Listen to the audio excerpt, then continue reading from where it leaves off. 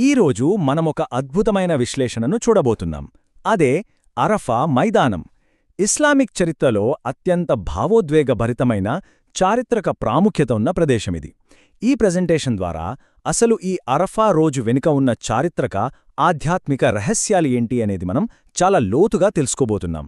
సరే, ఇక ఏమాత్రం ఆలస్యం చేయకుండా ఈ అద్భుతమైన చారిత్రక ఘట్టాన్ని ఈ స్లైడ్స్ ద్వారా అర్థం చేసుకుందాం. పదండి. ముందుగా మనకొచ్చే ఒక పెద్ద సందేహమేంటంటే, ఎర్రటి ఎండలో కాలిపోయే ఈ అరఫా మైదానం ఎందుకంత కీలకం? ఆలోచించండి. కనీసం తలదాచుకోవడానికి ఒక చెట్టు నీడ కూడా లేని ఈ బంజరు ప్రదేశంలో నిలబడటమనేది హజ్ యాత్ర పూర్తి కావడానికి ఎందుకొక తప్పనిసరి కండిషన్ అయిపోయింది. అసలు అక్కడికి వెళ్ళకపోతే హజ్ అసంపూర్ణమే అంటారు. ఎందుకు? దీని వెనుక ఉన్న అసలు సీక్రెట్ ఏంటో తెలియాలంటే మనం కొంచెం చరిత్ర పుటల్లోకి వెళ్లాల్సిందే. ఆ సీక్రెట్ ఏంటో తెలియాలంటే ముందుగా మనం అరఫా అనే పదానికి అసలు అర్థమేంటో తెలుసుకోవాలి. అరబిక్ భాషలో అరఫా అంటే గుర్తించడం లేదా తెలుసుకోవడమని అర్థం. వేల సంవత్సరాల క్రితం ఆదం మరియు హవ్వాలను భూమిపైకి పంపించినప్పుడు వారు ఒకరికొకరు దూరమయ్యారు కదా. అలా ఎన్నో ఏళ్ల సుదీర్ఘ అన్వేషణ తరువాత జబల్ అర్ రహ్మా అనే ఇదే ప్రాంతంలో వారు మళ్లీ కలుసుకున్నారు, ఒకరినొకరు గుర్తుపట్టారు. ఆ ఉద్వేగభరితమైన కలయిక నుంచే ఈ ప్రాంతానికి అరఫా అనే పేరు వచ్చింది. ఎంత ఆసక్తికరంగా ఉందో కదా. సో ఇక్కడ మనం ముఖ్యంగా గమనించాల్సిన విషయమొకటుంది. అదే ఈ అరఫా కాలక్రమం. మానవ ఆవిర్భావ సమయం అంటే ఆదం హవ్వాల గాలం నుండి మొదలైన ఈ చరిత్ర క్రీస్తుశకం 632 సంవత్సరం నాటికి, అంటే హిజ్రీ క్యాలెండర్ ప్రకారం 10వ సంవత్సరం నాటికి ఒక అద్భుతమైన మలుపు తిరిగింది. అరేబియా అంతటా ఒక వార్త దావానాలంలా వ్యాపించింది. అదేంటంటే, మహమ్మద్ ప్రవక్త తమ జీవితంలో చివరిసారిగా హజ్ యాత్రకు బయలుదేరుతున్నారు అన్నదే ఆ వార్త. ఒక్కసారి ఇక్కడ ఉన్న సంఖ్యను చూడండి. అక్షరాల 1,00,000కు పైగా. అవును, సిరియా, యెమెన్, మదీనా ఇలా ఎన్నో సుదూర ప్రాంతాల నుండి జనం పోటెత్తారు. ప్రవక్తతో కలిసి హజ్ చెయ్యాలనే ఒకే ఒక్క ఉద్దేశంతో 1,00,000కు పైగా ప్రజలు ఈ అరఫా మైదానంలో ఒక మహాసముద్రంలా చేరారు. నిజంగా చెప్పాలంటే ఆ కాలంలో ఇంత పెద్ద సంఖ్యలో ప్రజలు ఒకే చోట చేరడమనేది ఒక చారిత్రక అద్భుతం అనే చెప్పాలి. అయితే ఈ జనసంద్రంలో జరిగిన ఒక చిన్నారి ఉదంతం మన మనసును నిజంగా హత్తుకుంటుంది. నుబైత్ ఇబ్న్ షరైత్ అనే ఒక పిల్లాడు తన తండ్రితో కలిసి మొదటిసారిగా హజ్జుకు వచ్చాడు. ఆ గుంపులో వాళ్ల నాన్న వేలు చూపిస్తూ ఒంటిపై కూర్చున్న ప్రవక్తను చూపించిన ఆ క్షణం ఆ బాలుడి మనసులో అలా శాశ్వతంగా ముద్రించుకుపోయింది. ఆనాటి జనసమూహంలో ఉన్న ప్రతి ఒక్కరికీ ఇలాంటి ఎన్నెన్నో వ్యక్తిగత మధురమైన జ్ఞాపకాలున్నాయి. సరే, ఇక అసలు విషయానికొద్దాం.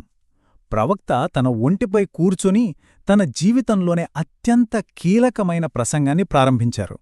అబ్బాస్ మరియు అలీ తమ గొంతును పెంచి ఆ మాటలను ఆ అపారమైన జనసమూహానికి వినిపించేలా చేశారు.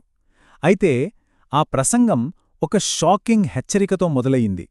ఈ సంవత్సరం తర్వాత నేను మళ్లీ మిమ్మల్ని కలుసుకోలేకపోవచ్చు అని ప్రవక్త చెప్పిన మాటలు అక్కడి వారిని ఒక్కసారిగా దిగ్భ్రాంతికి గురిచేశాయి.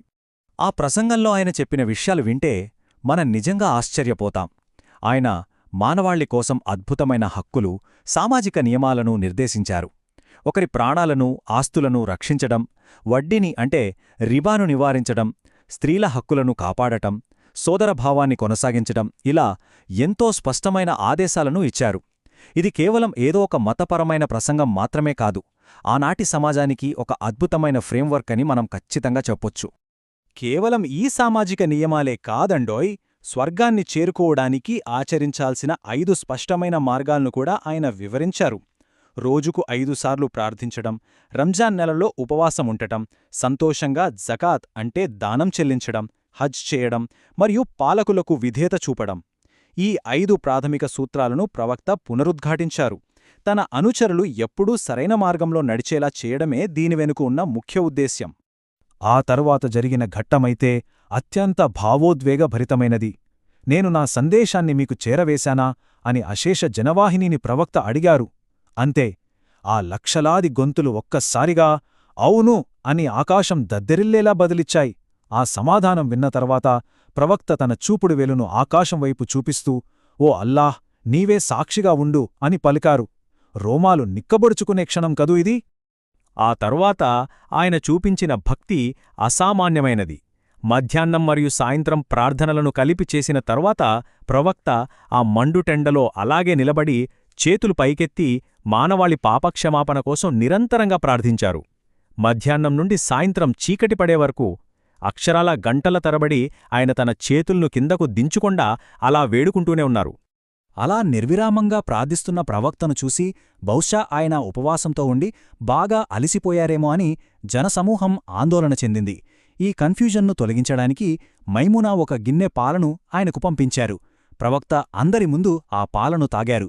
దీనిద్వారా ఆయన ఏం చెప్పారంటే అరఫా రోజున హజ్ యాత్రికులు ఉపవాసం ఉండకూడదనే ఒక స్పష్టమైన నియమాన్ని ప్రాక్టికల్గా నెలకొల్పారు. ఈ మొత్తం ఘట్టంలో అత్యంత కీలకమైన పాయింట్ ఆ రోజు ముగింపులో జరిగింది.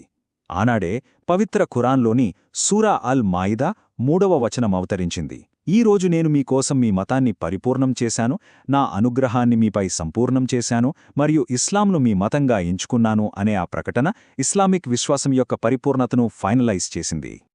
అయితే ఇక్కడ మనం ఒక ఆసక్తికరమైన కాదు ఒక భావోద్వేగభరితమైన వ్యత్యాసాన్ని గమనించాలి.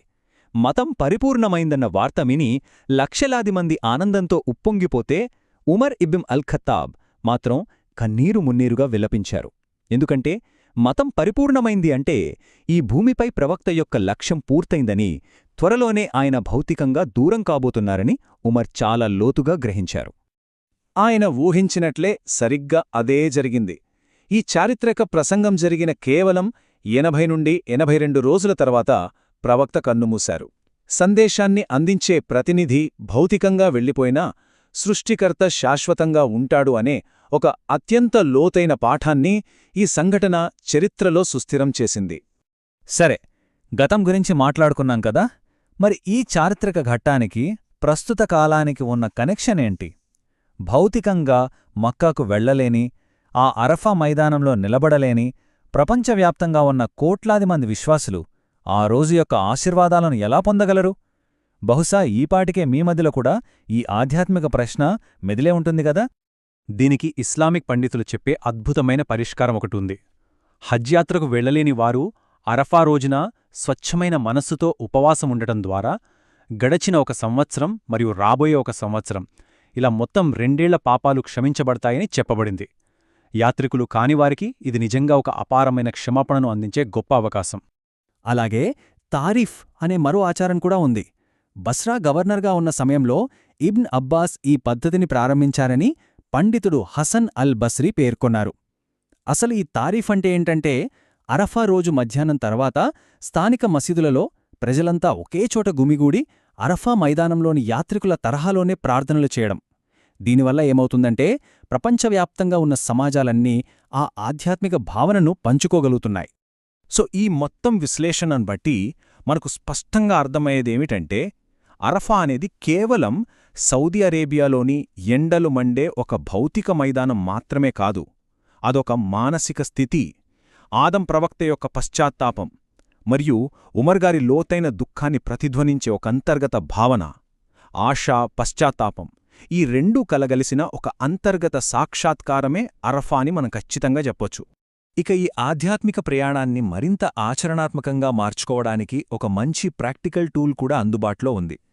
ఈ సోర్స్ రచయితలు అరఫా రోజున చదవాల్సిన ముఖ్యమైన ప్రార్థనలతో కూడిన ఒక పీడీఎఫ్ని అందించారు. దీని ద్వారా ఎవరైనా సరే ఆ రోజును మరింత అర్థవంతమైన ప్రార్థనలతో, ధ్యానంతో గడపడానికి ఇది ఒక చక్కటి గైడ్లాగా ఉపయోగపడుతుంది. ఇక ఈ విశ్లేషణను ముగించే ముందు ఒక లోతైన ప్రశ్నను మనకు మనం వేసుకుందాం.